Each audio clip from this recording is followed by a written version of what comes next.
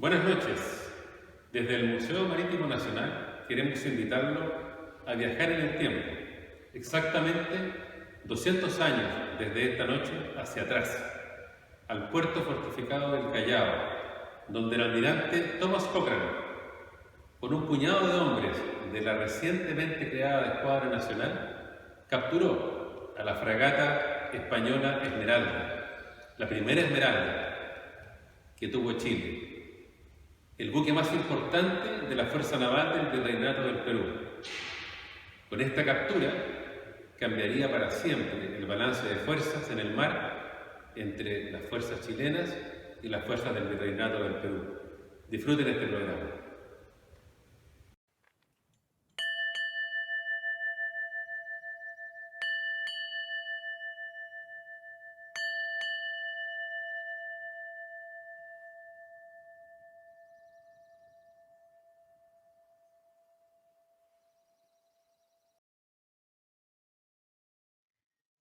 Hechos relevantes de la fragata Esmeralda. Su construcción en Mahón, en las Islas Baleares, en Menorca, España, en 1791. El 6 de mayo de 1817 zarpó de Cádiz con destino a Chile, con la misión de apoyar la lucha contra los insurgentes independentistas. En el año 1818 tomó parte del bloqueo de Valparaíso. El 27 de abril de 1818, combate naval de Valparaíso. Tuvo como contendientes por el lado chileno a la fragata Lautaro y por el lado realista a la fragata Esmeralda y al bergantín Pezuela. Tras la pérdida de dicha capitanía, luego de la batalla de Maipú, se dirigió al Callao en Perú. El 5 de noviembre de 1820, la Esmeralda pasó a manos chilenas, tras ser capturada en el Callao por Lord Cochrane. En abril de 1921 se le cambia el nombre por Valdivia, en homenaje a la toma de este puerto fortificado donde tuvo la victoria Cochrane. Estando de pontón en Valparaíso en 1825, se decidió vararla para que sirviera de muelle a las embarcaciones que desembarcaban pasajeros y cargas. En el año 1998 se construyó los estacionamientos subterráneos de la Plaza Sotomayor, donde se encuentran los restos de esta embarcación. A la fecha se encuentra como museo sitio en Valparaíso y está cerrado al público.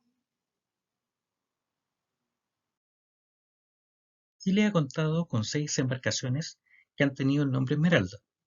La primera es la fragata Esmeralda en 1820 a 1825, la corbeta Esmeralda 1855 a 1879, el crucero Esmeralda 1884-1895, el crucero protegido Esmeralda 1896-1930, la fragata Esmeralda 1946-1952 y el bergantín goleta Esmeralda, actualmente es el buque escuela, desde 1954 a la fecha.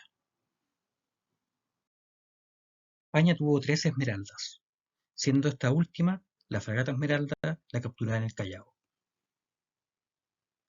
Desde aquel entonces hasta la fecha, jamás un buque de la Armada Española ha vuelto a tener el nombre de Esmeralda. Carlos IV de España, llamado el Cazador, fue el rey de España desde el 14 de diciembre de 1788 hasta el 19 de marzo de 1808, hijo y sucesor de Carlos III y de María Amalia de Sajonia. Accedió al trono poco antes del estallido de la Revolución Francesa, y su falta de carácter hacía que delegase el gobierno a manos de su válido, Manuel Godoy. La Revolución Francesa de 1789 marcó su reinado, pero eso no le impidió seguir con la línea de reforma ilustrada, impulsadas tanto por el monarca como por Godoy, truncado por la injerencia napoleónica y la inestabilidad interna que provocó.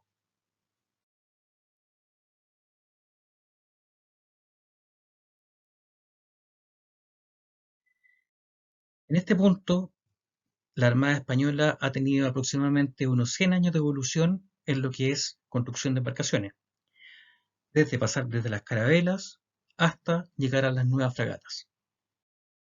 Las fragatas mahonesas destinadas al Pacífico Sur, con base en el Callao, fueron construidas en Mahón, en las Islas Baleares, en Menorca, en 1791. Destinadas al Pacífico Sur, con base en el Callao, protegían movimientos de tropas realistas y la defensa del Callao y la protección del virreinato del Perú.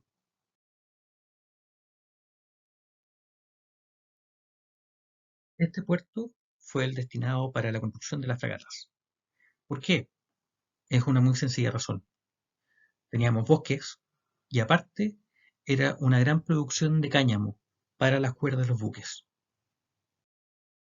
Este puerto Mahón, aparte de tener una muy buena conectividad, estaba muy bien fortificado. Por ende, era muy difícil que se pudiese llegar a saltar completamente y quitarle los buques que estaban en construcción. Actualmente tenemos como tecnología aplicar muchos programas computacionales para terminar haciendo un buque. En esta época, obviamente, no existían los computadores. El trabajo a lápiz era muy bien requerido, obviamente, pero el hacer una maqueta era la mejor manera de proponer y armar un nuevo tipo de buque.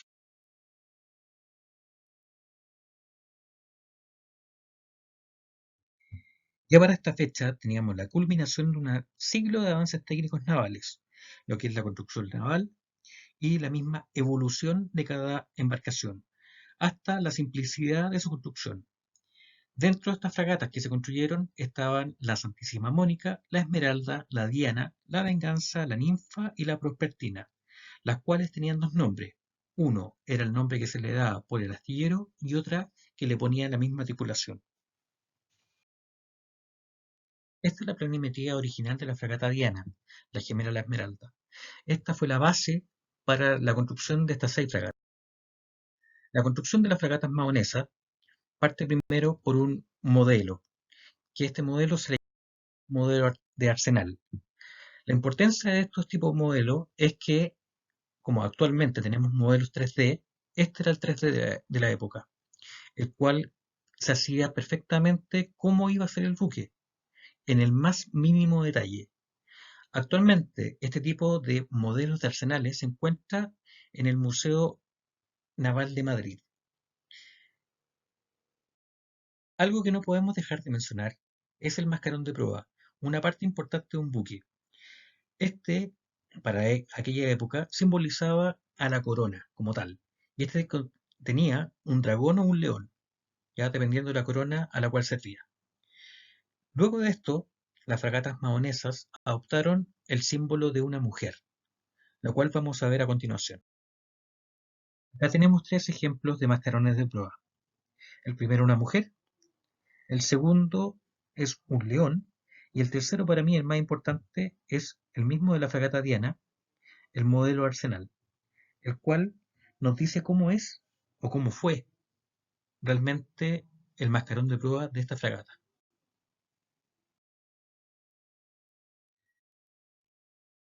Con esta potente industria naval que ya se había generado, con estas 6 fragatas destinadas al Virreinato del Perú, el 20 de junio de 1817 al virrey de Lima se le autoriza a guardar allí las fragatas Venganza y Esmeralda y a construir las embarcaciones que juzgue necesario para la defensa de la costa contra los ataques rebeldes. El 13 de enero de 1818 comunica al virrey del Perú sobre el traslado de la fragata Diana a Lima desde las costas de Nueva España y al regreso a España con caudales de la Esperanza o la Esmeralda, cuál de las dos pudiese haber llegado. En este caso, sabemos que la Esmeralda quedó en el Perú y veremos a continuación lo que pasa con ella.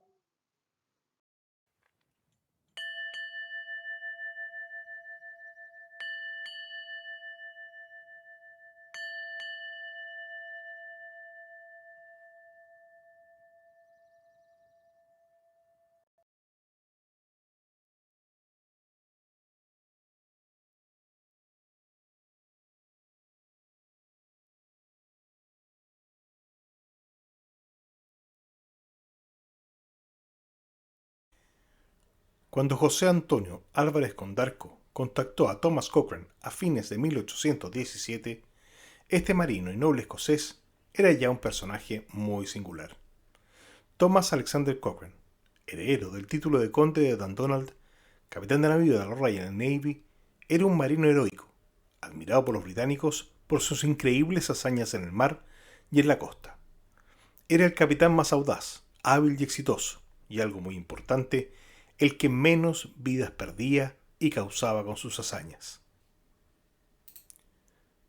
Sus métodos ingeniosos forjaron una leyenda, desde que capturó a la poderosa fragata española Camo con el pequeño bergantín Speedy, disparando sus cañones por debajo de los españoles, hasta la cuasi destrucción de toda la flota francesa en Basque Roads con un puñado de buques explosivos e incendiarios, el primero, dirigido por él mismo, hasta las fauces del puerto enemigo.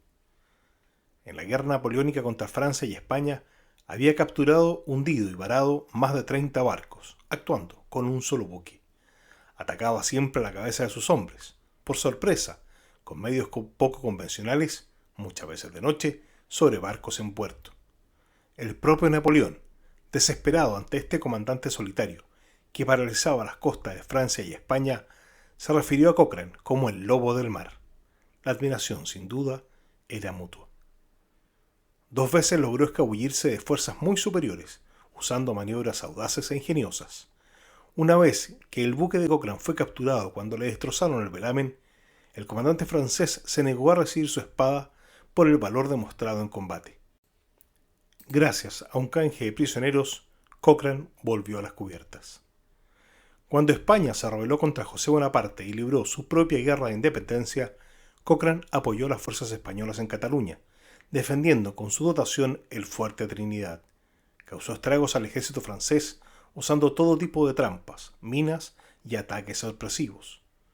Además de un brillante marino, Thomas Cochrane era inventor, empresario y político, experto en la química de explosivos, impulsor de la propulsión a vapor y parlamentario elegido por aclamación en Westminster por varios periodos. Era precisamente su celo patriótico lo que le llevó a enfrentarse con el alto mando, criticando la manera en que descuidaban el material, exponiendo la vida a las dotaciones o la falta de decisión para atacar al enemigo cuando la situación era ventajosa, lo que llevaba a campañas más prolongadas y con más pérdidas de vida. Una vez en el Parlamento, criticó duramente al alto mando naval y a la aristocracia británica por su descuido y corrupción, lo que le ganó poderosos enemigos. Su propio hijo comentó, comillas, «Un hombre más cauto habría hecho amigos donde mi padre hizo enemigos», cierre de comillas. Es así como sus enemigos se confabularon en su contra, cuando fue injustamente implicado en un fraude bursátil, lo que lo llevó a prisión, desde donde huyó solo para sentarse en el Parlamento y acusar a los corruptos que lo habían juzgado y volver a prisión. Perdió su título nobiliario, su condecoración real y su empleo en la Royal Navy. Sin embargo, seguía siendo admirado por el pueblo británico y por la oficialidad joven. Recién había obtenido su libertad cuando Álvarez Condarco lo contactó para venir a Chile.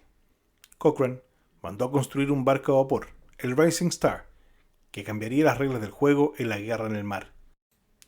Sin embargo, los astilleros demoraron mucho, y Cochrane no podía esperar más. Viajó junto a su mujer Kitty y sus hijos Thomas, de 5 años, y William, de solo meses, para recalar en Valparaíso en noviembre de 1818, poco después de la notable victoria de la escuadra al mando del joven Manuel Blanco Encalada, quien entregó el mando al marino escocés sin dudarlo. Las fuerzas navales chilenas estaban ahora bajo el mando del vicealmirante Thomas Cochrane, grado conferido por el gobierno de Chile. El poder naval del virrey del Perú. A principios del siglo XIX, el virrey del Perú controlaba el mar en las costas del Pacífico, desde el Cabo de Hornos hasta México. Este dominio se fue debilitando por la caída del rey Fernando VII, que gatilló los movimientos independentistas americanos. Varios movimientos simultáneos en Chile, las Provincias Unidas, Nueva Granada y Nueva España mantenían ocupadas a las fuerzas navales españolas. En algunos casos, las fuerzas españolas lograron sofocar las rebeliones, como en Venezuela y Chile, gracias a la movilidad que les otorgaba el mar. En 1811, las fuerzas independentistas mexicanas derrotaron a las fuerzas españolas en Acapulco, privándolos del valioso puerto que tendía la carrera a Manila con su rico comercio de especias. En mayo de 1814, el rey Fernando VII recuperó su trono y emprendió una campaña de reconquista que tuvo éxito en Chile al derrotar las fuerzas realistas a los patriotas en Rancagua en octubre de ese año. En 1817, el ejército de los Andes derrotó a las fuerzas realistas en Chacabuco, tomando el control de Santiago y Valparaíso. El 21 de mayo de 1818, zarpó de Cádiz la fragata Reina María Isabel con un convoy de 10 transportes que conducían una fuerza de 1.925 hombres con todos sus pertrechos. En octubre de ese año, O'Higgins logró su sueño de conformar una escuadra, la que al mando del comodoro Manuel Blanco Encalada, de 28 años, zarpó al sur a tiempo para capturar en Talcahuano a la Reina María Isabel y 5 transportes. El 11 de mayo de 1819, el rey envió una fuerza de 4 buques, la División del Mar del Sur, al mando del brigadier Rosendo Porlier y Astaguieta, de origen limeño y veterano de Trafalgar. La división la formaban los dos navíos de línea, el San Telmo y Alejandro I, y las fragatas Prueba y Primorosa Mariana. El Alejandro I debió devolverse a poco de zarpar por fallas en su casco. El San Telmo, con sus 644 tripulantes, se perdió en la latitud 62 sur, y sus restos fueron encontrados años después en la Antártica. La Primorosa Mariana llegó muy maltrecha al Callao y la Prueba lo hizo a Guayaquil. El poder naval del virrey contaba entonces con los puertos de Chiloé, Valdivia, Talcahuano, Callao y Guayaquil. Disponían de 3 fragatas, la Esmeralda, Prueba y Venganza, y varios buques auxiliares. Una fuerza comparable con la escuadra de Chile que disponía del navío San Martín, la fragata Lautaro, la recién capturada María Isabel, el nombrado Higgins y otros buques menores.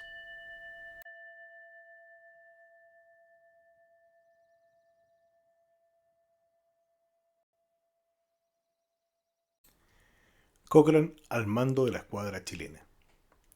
Antes de Cochrane, habían llegado varios oficiales británicos y otros estadounidenses a Chile, algunos con aspiraciones de dirigir la escuadra, por lo que la llegada del inglés no fue bien recibida por todos. Asumido el mando, Cochrane llevó a la escuadra al foco del poder naval del virreinato, el puerto del Callao, con la intención de bloquear ese puerto y de capturar o destruir las fragatas españolas Esmeralda, Prueba y Venganza. Sus ataques de cohetes y buques incendiarios fueron infructuosos por la falta de viento y a la mala calidad de los mismos, pero se mantuvo el bloqueo por varios meses, lo que afectó seriamente al comercio del virreinato. Las fragatas españolas se mantuvieron lejos del alcance de la escuadra, imposibilitadas de afectar las costas chilenas. A fines de 1819, Cochrane cambió de objetivo y se dirigió a Valdivia, puerto en poder de los españoles, con un acceso fortificado considerado inexpugnable y que servía como punto de recalada de los convoyes que venían desde España. Sus buques estaban dañados y desgastados. Los Higgins se mantenían a flote con dificultad. Sin embargo, Cochrane logró reunir a 2 batallones, uno de infantería de marina al mando del inglés Miller y otro del ejército al mando del francés Boucheff. Al caer la tarde, desembarcó el primer piquete por sorpresa cerca del fuerte de más afuera, el Aguada del Inglés, y luego de una escaramuza en la playa desembarcaron las demás fuerzas. Usando ataques distractivos y con las pocas municiones que tenían, conquistaron así el primer fuerte y salieron persiguiendo a la guarnición española que huyó en desorden. Los atacantes entraron al segundo fuerte en medio de la confusión y sucesivamente con los demás. Al amanecer, todos los fuertes del margen sur de Corral lucían la bandera de Chile, ante lo cual los fuertes del norte y la isla de Mancera huyeron. Cuando Cochrane entró con sus pocos buques a Valdivia, las autoridades españolas ya habían huido. Caídos Talcahuano y Valdivia, y con la escuadra chilena operando sin amenazas en el Pacífico, era muy difícil que el virreinato recibiera refuerzos o pertrechos desde España. Solo restaba destruir el acorralado poder naval del virrey para dejarlo indefenso. El combate naval de Valparaíso fue una acción naval que tuvo lugar en las cercanías del faro Punta Ángeles, el 27 de abril de 1818. Este combate tuvo como contendientes en el lado chileno a la fragata Lautaro y por el lado realista a la fragata Esmeralda y Bergantín Pezuela. Respecto al resultado táctico del combate, ambos se adjudican la victoria. Sin embargo, la acción pone fin al bloqueo realista sobre Valparaíso.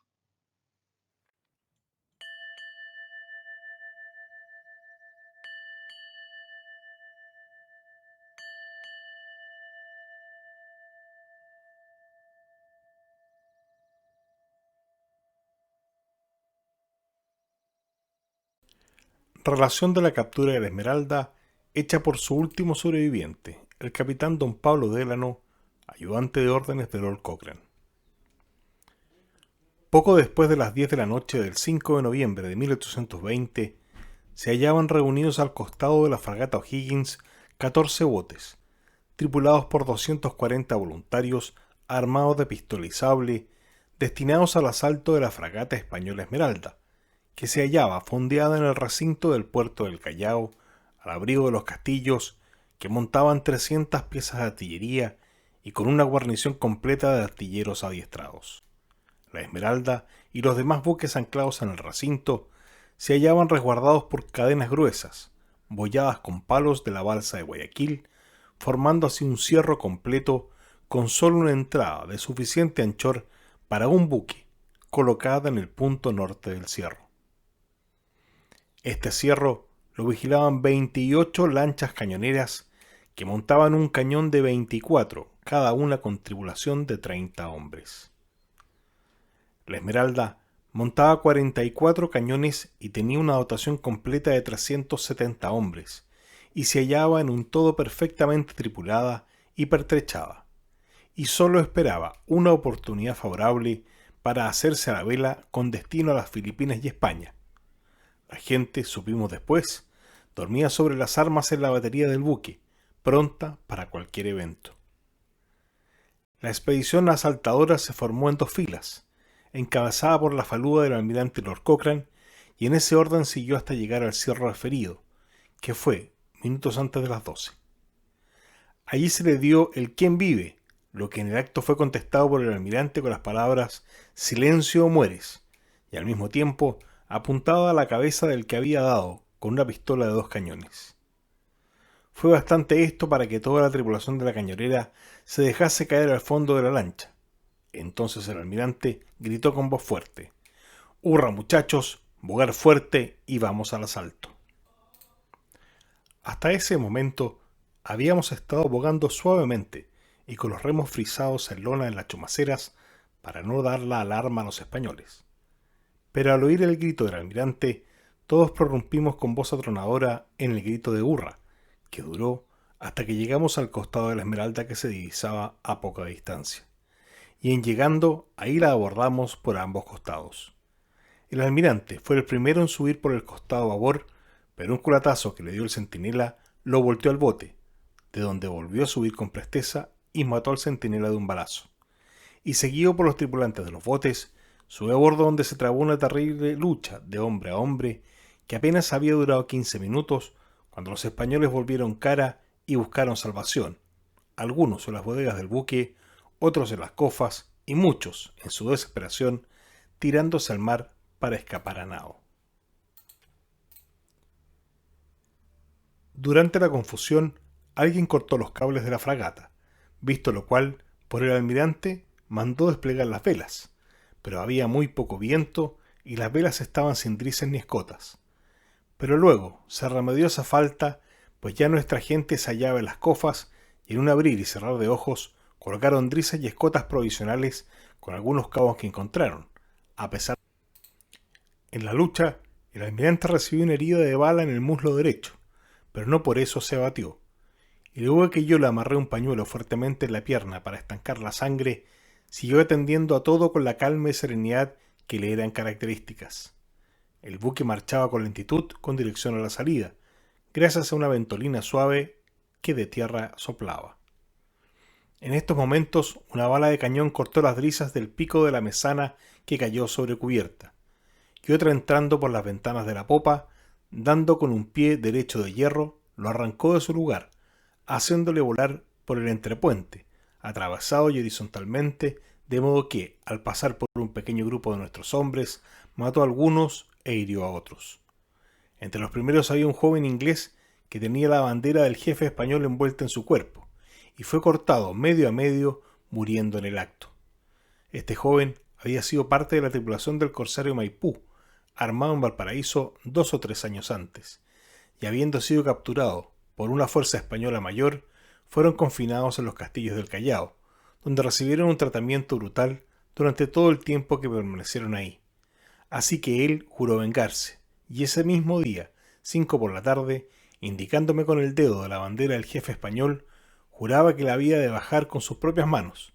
Así que en llegando al costado de la fragata, subió por la jarcia, a pesar de la metralla y fusilería, mandaba las balas como granizo, acababa de bajar y estaba refiriendo a sus compañeros cómo lo había hecho cuando recibió la muerte. Había fondeadas en el recinto del puerto 2 fragatas de guerra extranjeras, La una era la Macedonia, buque de los Estados Unidos, cuyos oficiales simpatizaron con nosotros e hicieron toda la obra de apartarse de ahí con mucho silencio, y al pasar los botes por cerca de ella, expresaron con voz baja sus deseos que saliéramos con buen suceso. La otra fragata era la Hyperion, inglesa, cuyo capitán no simpatizaba en nada con nosotros, y al hacer la maniobra para apartarse, lo hizo con todo estrépito.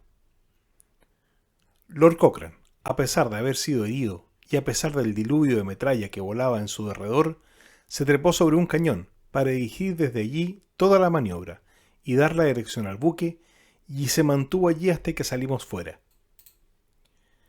Seguimos alejándonos lentamente en medio del fuego horroroso que nos hacían desde los castillos y lanchas cañoneras, y después de una hora fondeamos fuera del alcance de los cañones españoles para recoger los muertos, atender a los heridos y hacer algunos reparos a las velas que eran necesarios.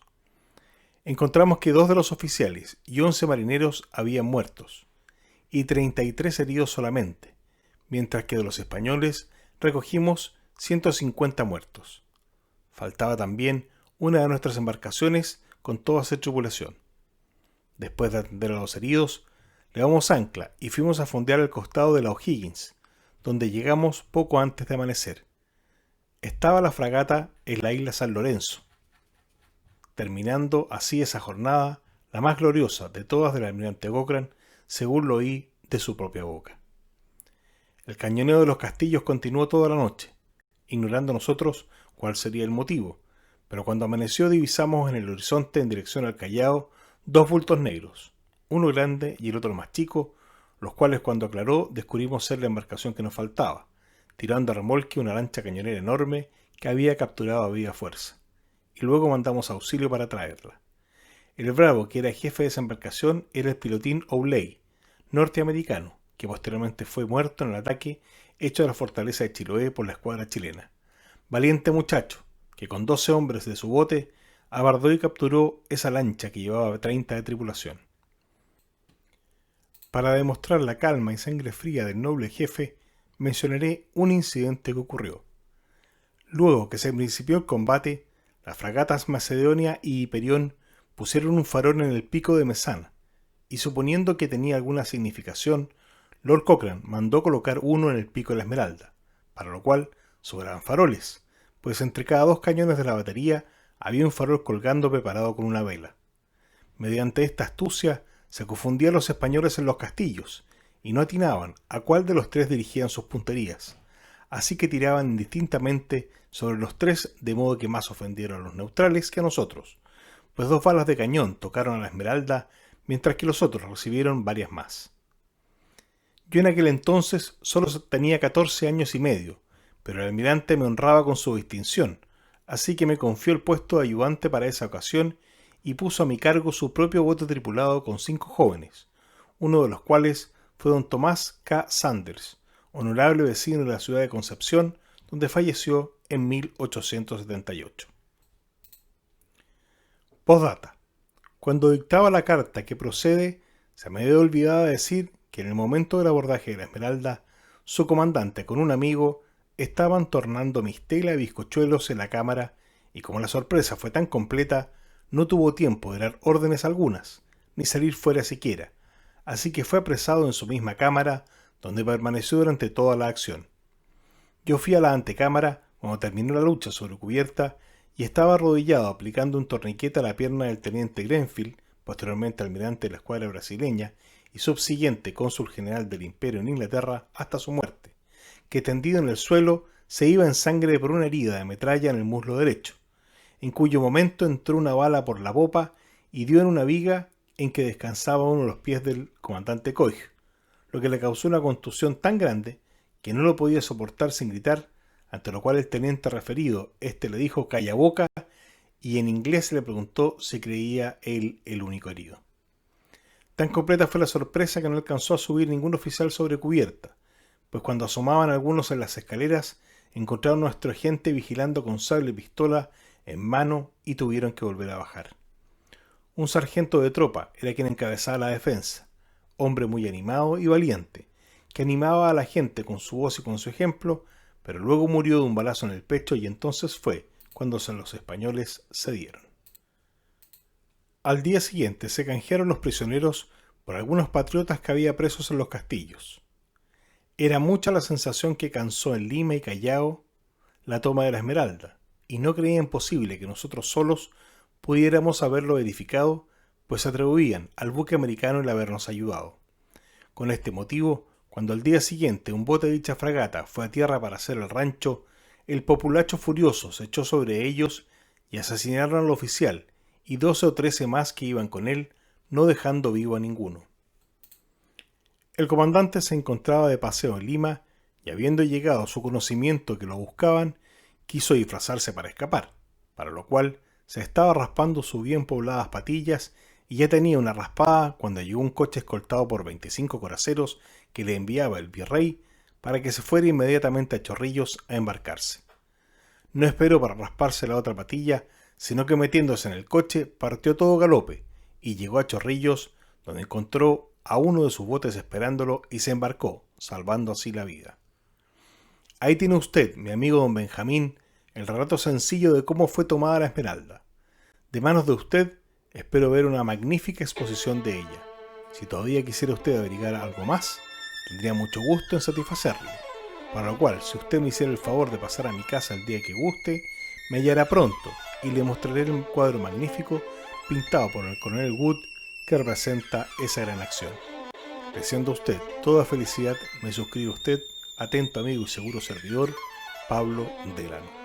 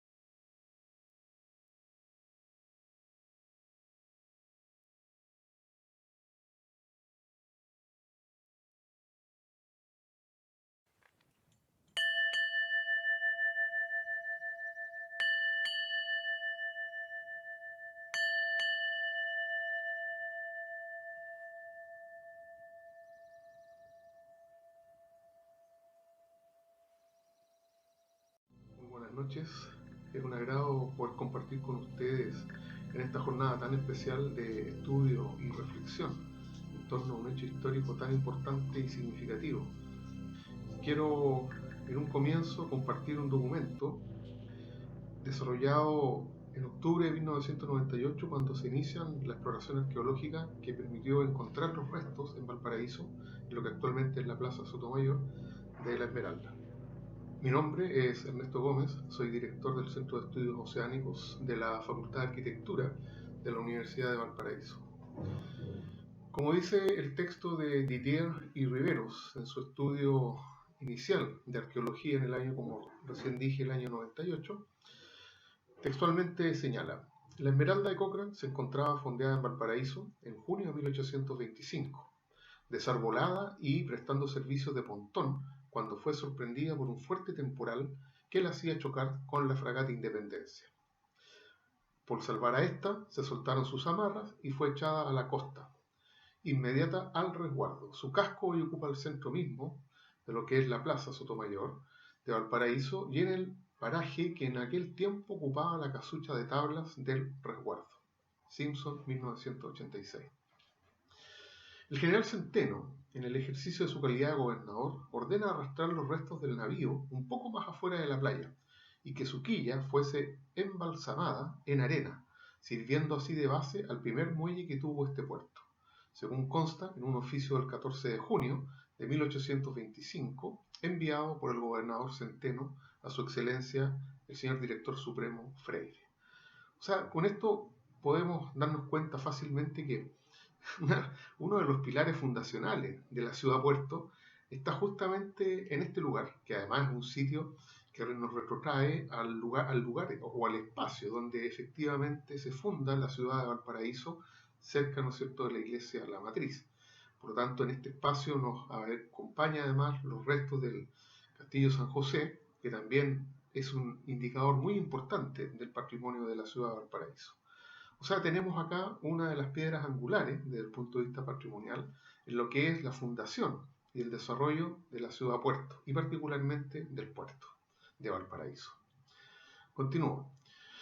Pues con muy poco gasto, dice el mismo oficio, puede convertirse en un excelente muelle y espero que el gobierno supremo no desperdiciará un arbitrio tan sencillo y fácil de procurar las mejoras de este puerto y aumentar los ingresos de nuestro agotado erario, según Vicuña Maquena.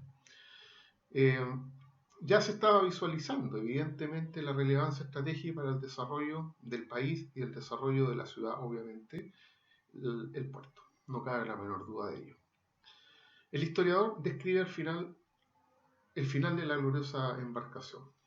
Dice: la vieja nave conquistada al enemigo por bravos chilenos se halla honrosamente sepultada en nuestro suelo, como la Victory de Nelson, de suerte que al pisar la playa de Chile, el que saluda o da su adiós a nuestra patria, pisa sin saberlo el vestigio de sus restos, destinado, como la tierra que hendía la planta de Pompeyo, a hacer surgir en nuestros mares nuevos y más denotados capitanes. Vicuña Maquena, el relato. Esto también nos hace pensar, ¿no es cierto?, que el peso histórico que tiene este lugar no lo hemos comprendido en su totalidad. Sin lugar a dudas, hoy día, este espacio que reúne tal vez un museo de sitio, podríamos decir, no tan relevante en cuanto a tamaño, sí es relevante en cuanto a la historia fundacional de la ciudad-puerto. Sin lugar a dudas, esta señal nos permite reflexionar en torno al olvido que hemos tenido y la amnesia que hemos tenido respecto a nuestro patrimonio oceánico, particularmente, ¿no es cierto?, en el sitio fundacional de esta ciudad tan importante. Con esto quiero compartir con ustedes una pequeña reflexión en torno a la urgente necesidad de no permitir que el Museo de Sitio, donde se encuentran los restos de la fragata Esmeralda, permanezcan cerrados como ya más de 5 años.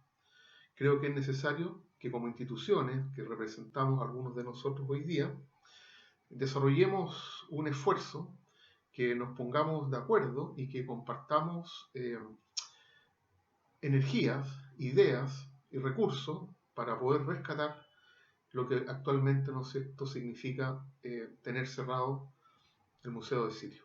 Yo creo que es sumamente importante que los visitantes, que los niños, que los adultos, que los profesores, que la comunidad en general tenga acceso a este lugar y que pueda comprender cómo se funda y cuál es el esfuerzo que hay para construir este noble país que hoy día sufre evidentemente un tremendo desafío para poder volver a ser un país con una visión compartida y un país oceánico.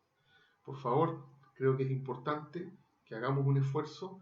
Los invito a que nos conectemos, que generemos una red que nos permita salvaguardar y resguardar nuestro patrimonio oceánico y particularmente el Museo de Sirio. No olvidemos que parece ser que, como cuentan los mitos y las leyendas, la estatua de Prat estaba mirando hacia la zona donde se encuentra aparentemente los restos de la esmeralda de Cochrane, y la estatua de Cochrane también, ¿no es cierto?, parece que su mirada se intersecta en este lugar, junto a la mirada de Prat. No nos olvidemos de nuestra historia, que nos va a permitir construir un mejor futuro para nuestro querido país. Un abrazo fuerte, gracias por compartir con nosotros esta jornada. Muy buenas noches.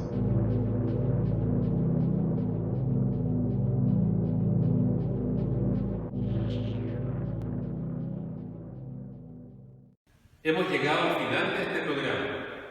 Espero que hayan aprendido y disfrutado esta historia tan importante para la formación de nuestra patria. Y no solo eso, con este combate, con esta captura, se inicia el final del dominio español sobre el continente sudamericano.